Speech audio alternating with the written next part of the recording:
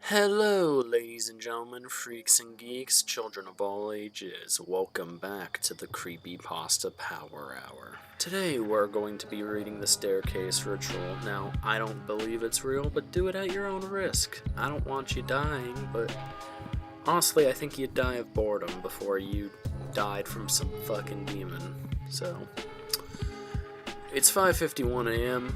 I'm gonna read this shit, probably knock out a few more stories, and then go the fuck to sleep. I hope you're having a wonderful night. Now, without further ado, let's get into the story. If you're reading this, it's likely because you're at your wit's end. You've been watching too many scary movies, or maybe you've read a few too many creepypastas, or perhaps you've just been left alone with your own thoughts for far too long.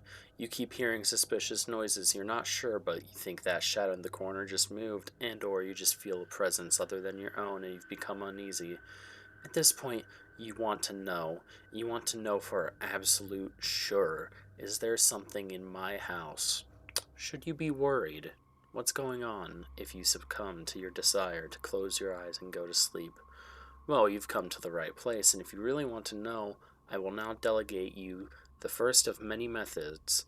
This ritual is designed to detect the activity of the supernatural, demonic, and or worse. Here's what you'll need. 1. A staircase, preferably one with 12 or 13 stairs, but you can do it with up to 16. It's highly inadvisable that you use a staircase with 17 or more stairs, or a staircase with 11 or less stairs. 2. A small portable fan. It's suggested that one runs on battery. If you have one, you can use a fire puffer as an alternative.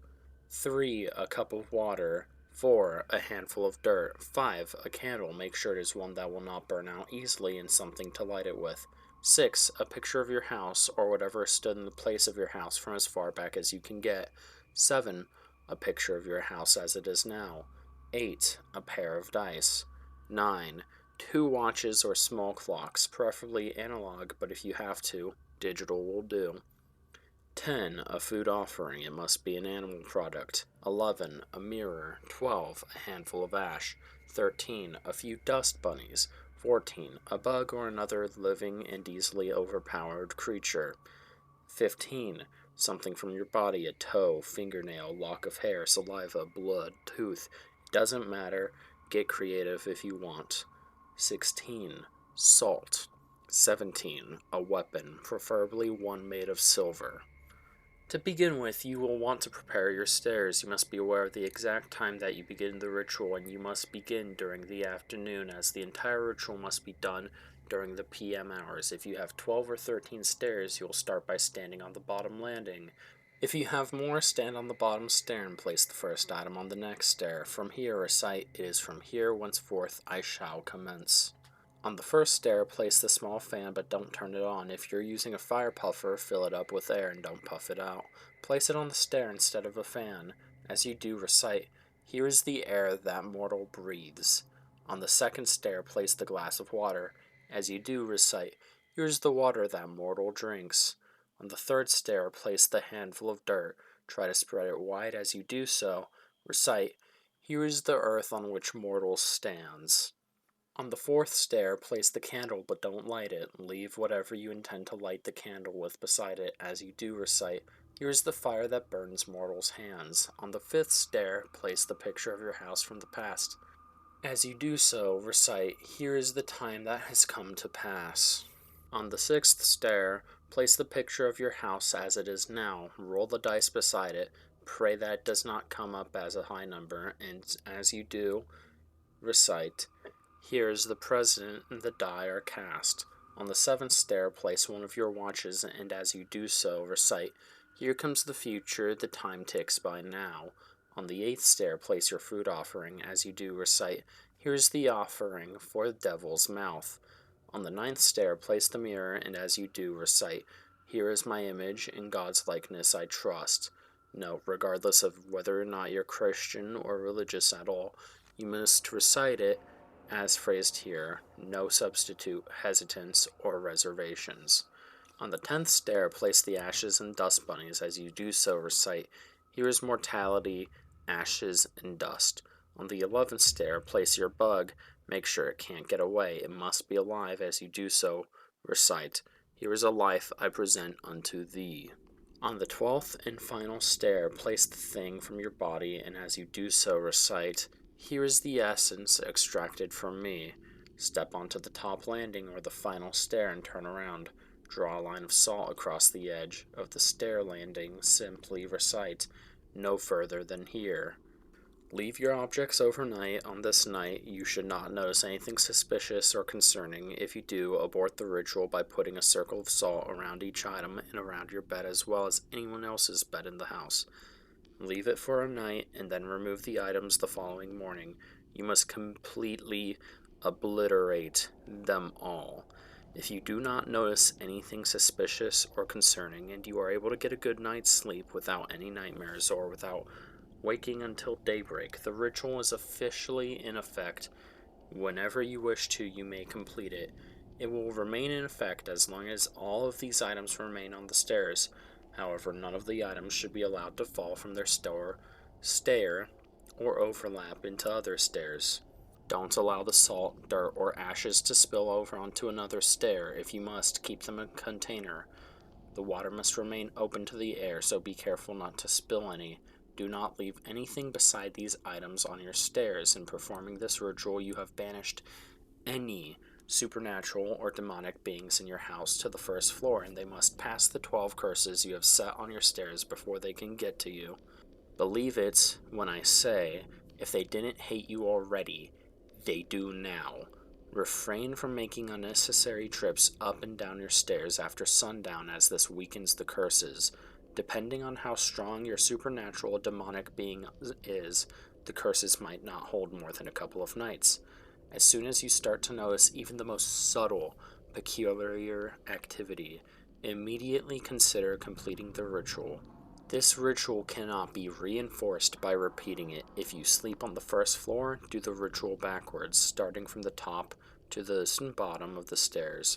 All the same rules apply. If you don't have stairs in your house, you can do the same thing with the long hallway, as long as you can clearly see the 12 divisions.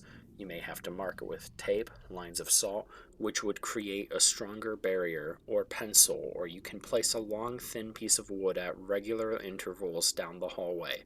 All the rules apply. Do not perform this ritual in a room. Do not perform this ritual outside. Do not perform this ritual in any small enclosed space, such as a tent or car, if it's even possible for you to do that. To complete the ritual, it is advisable that you evacuate everyone from your house. Have them stay the night in a hotel or something. You must do this alone. Stand in the exact place where you recited, "Is from here henceforth I shall commence," at exactly the same time when you originally recited this line, when you initiated the ritual.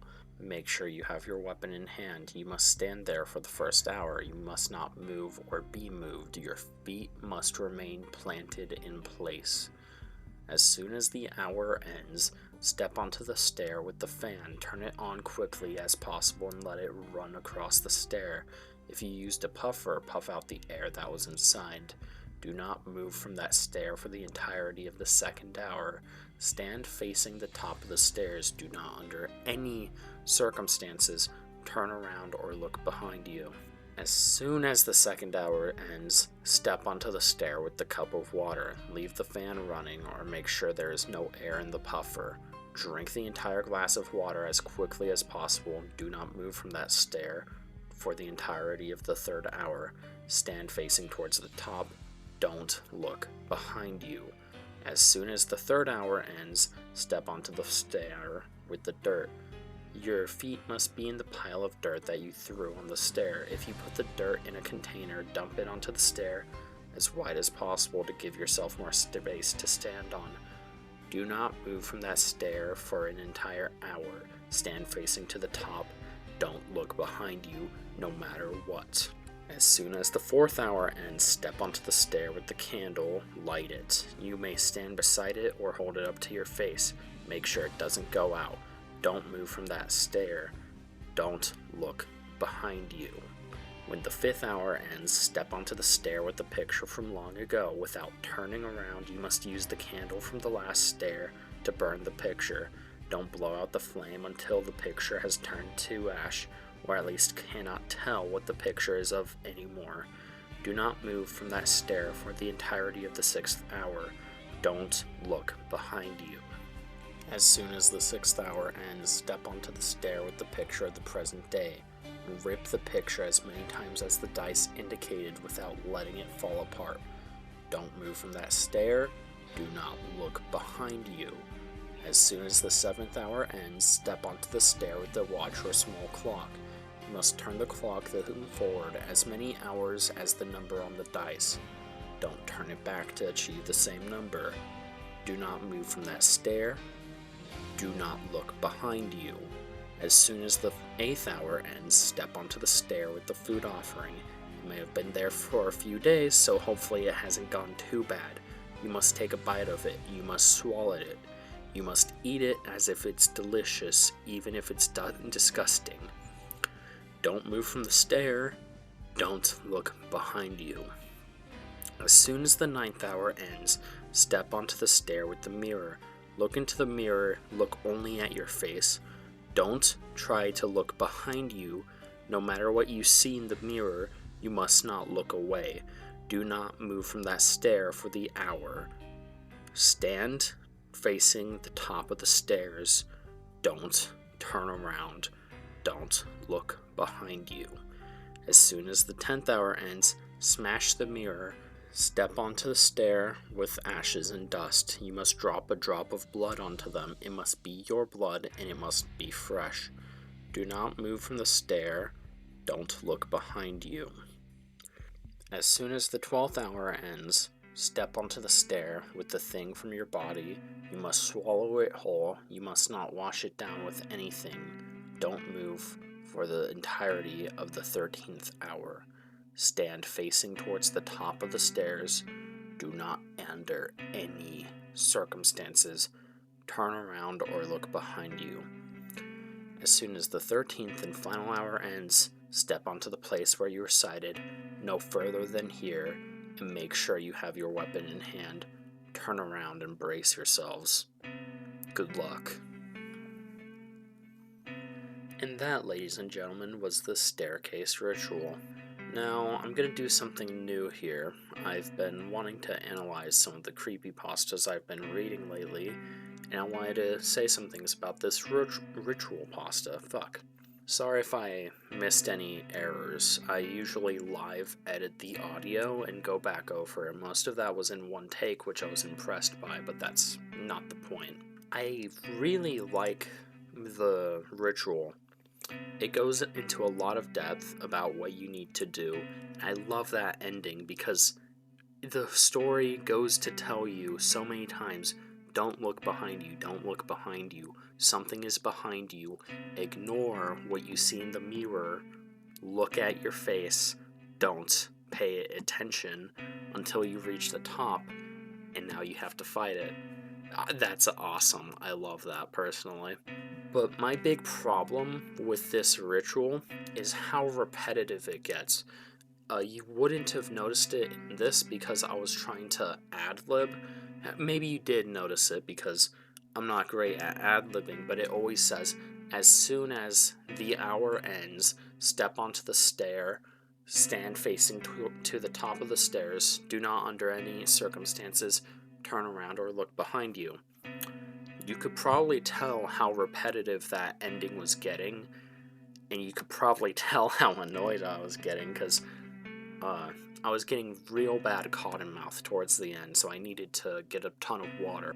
I don't know, it's just, that ending feels really lacking to me for whatever reason.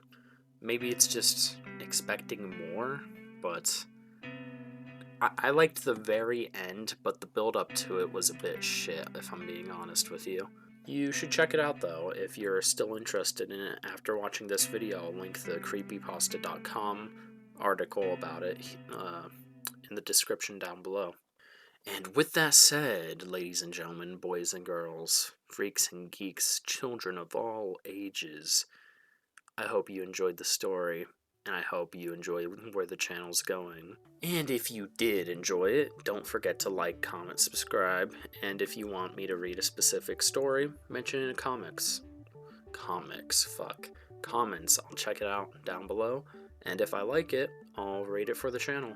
And if I might do a troll pastas series, but I like to read stuff I enjoy. That's why I haven't done any of those. But hope you all have a good night. I'm out.